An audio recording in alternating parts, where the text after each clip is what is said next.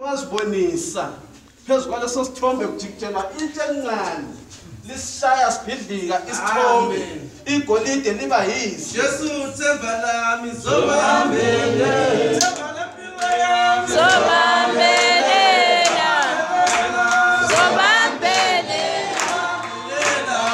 uwetshani wakho themba lami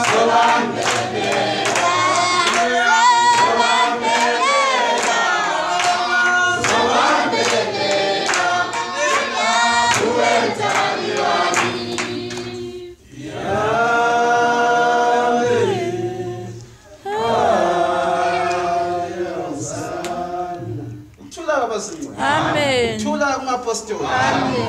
Liyabonakala itshe liphonswa phezu kwesithombe segolide nesiliva nethusi. Thula abazincane.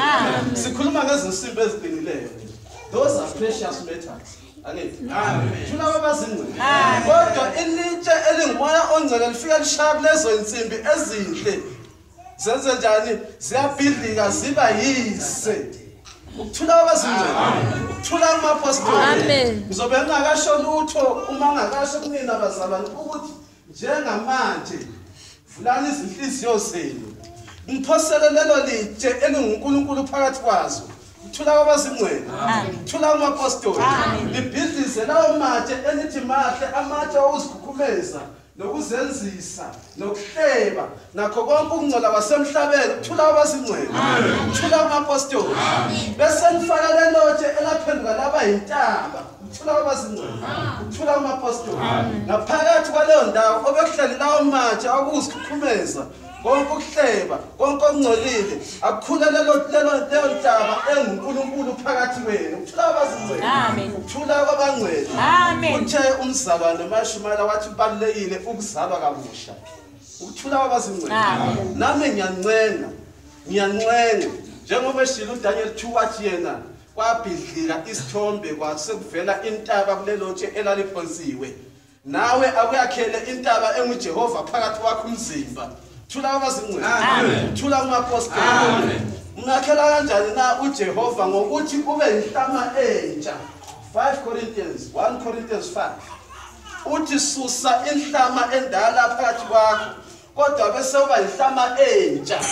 Thula kwabazincane. Uma sikhuluma ngenhlama sikhuluma ngemvubelo, sikhipha leyo mvubelo endala embi egcwele ukuhleba, egcwele ungeswani, egcwele ukuxabanisa. Kodwa bese wakhela ngemvubelo entsha engubani? EnguJesu Kristu. Ubese wakhela intaba entsha engubani? EnguJehova. Ukuthula kwabazincane.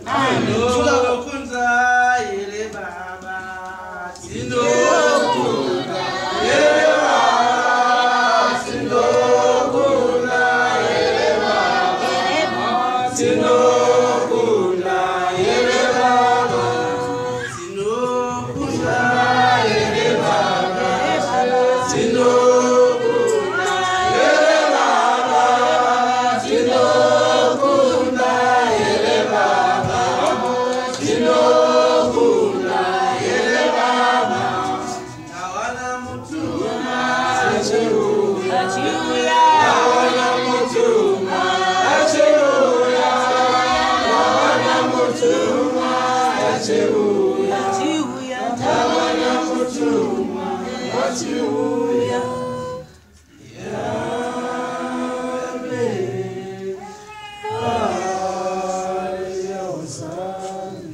Ukuthula kumapostoli. Ukuthula kwabazincane. Ngithe mina sisusa inhlama endala, sisusa isithombe, sakhela ngetshe elijika libe intaba phakathi kwethu. Intaba enguJehova, intaba enguJesu Kristu. Ukuthula kwabazincane. Sikwenza kanjani na lokho? Mahubo 1. Loyo muntu uyobusiswa ongahambi nabanjani nabonayo ongahlali ezihlalweni zabazikhumesayo ongahlenganelani nababi uyafana nesihlahla esitshalwe endaweni enamanzi esithela izithelo zaso sihlale sinjani sihlaza.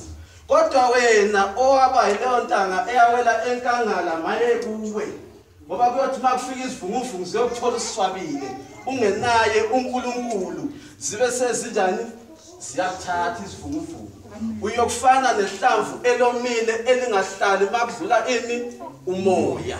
Thula abazingcwele. Thula kumapostoli. uJeremiah 17 verse 7 uthi ubusisiwe umuntu othemba lakhe linguJehova ongathembeli kumuntu. Thula abazingcwele. Amen. Thula kumapostoli. Amen. Uma uthembele kwabantu bazomthola ngcwele. Bese uhamba uthi ngiyaphuma mina hlamvu ukithikana esihlahleni ngoba vele ufana nesihlahla esinjani esenkangala esingenamanzi esihlale somile ngoba awuzazi izisekelo ezaba khona mhlaba udilika lesithombe kodwa ngaphansi kokuthe udilika lesithombe wakheka lentaba enguJehova awunazo lezo zimiso ukuthula abazingcwele ukuthula kumapostoli abanaye uJehova bezwakala bemhubelela njengokusho kaMahubo 150 ukuthula abazingcwele uthi uMahubo 150 ngidumiseni ngamahubo ningihlabelele ningidumise ngamahabhu nangamacilongo ukuthula abazingcwele uzomdumisa kanjani uNkulunkulu isifuba sakho sigcwele igolide isifuba sakho sigcwele isiliva isifuba sakho sigcwele ukuzikhukhumeza isifuba sakho sigcwele ubufebe basemhlabeni isifuba sakho sigcwele uhleba thula abazingcwele kalususe Mangizalwe ngobusha mangizalwe